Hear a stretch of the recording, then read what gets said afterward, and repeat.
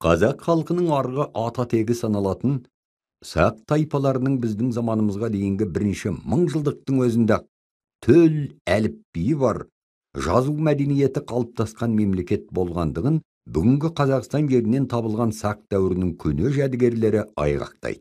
Біздің заманымызға дейінгі 7-5 ғасырларда өмір сүрген алтын бекзаданың жанынан табылған күміс тостағандағы жазу мен біздің заманымыздың 6-8 ғасырына тиесілі Орхон ескерткіштері деп аталатын күлтегін, тоны көк жырларын тасқа түсірген 26 әріптің бірдейлігі бұл елдің әліпбиінің мыңдаған жылдар бойы тұрақты болғандығын дәлелдейді.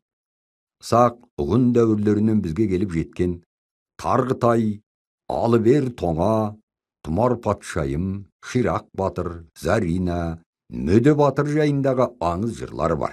Алыбер тоңа жыры түркі халықтарының арғы ата тегі саналатын сақтар тарихынан сыр шертеді. Бізге жырдың жалпы сюжеті мен жекелеген үзінділері ғана жеткен.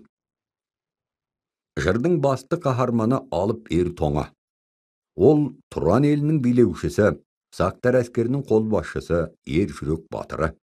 Жырда оны елдің көреген көсемі ретінде бейнелейді. Ол Тұран мен Иран елдері арасында болған соғыстарда сан рет Тұран әскерін басқарып, талай мәрте ғажайып жеңістерге жеткен тарихи тұлға.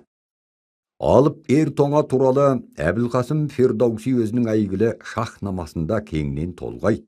Бұл дастанда Алыбер тоңа Афрасияп деп аталады. Бұл сөз көне парсы тілінде дүлей қара күш иесі деген мағына береді. Шахнамадағы Алыбер тоңа жорықтарын бейнелеп көрсеткен 10 шақты тарау және Жүсіп Баласағұнның құтты білік дастандағы Алыбер тоңаға қатысты айтылған бәйттер бұл авторлардың Алыбер тоңа дастанын түпнұсқадан оқығандығын, демек дастан біздің заманымыздың 11-12 ғасырларына дейін анық сақталып жеткендігін аңғартады.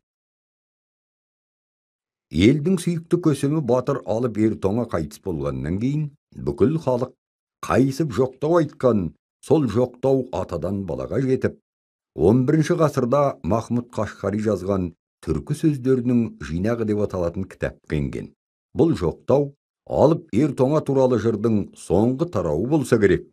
Осы жырдағы жоқтау салты қазақтың батырлық жырларында, ақын жыраулардың толғау өлеңдерінде өзіндік көркемдік жалғасын тапқан.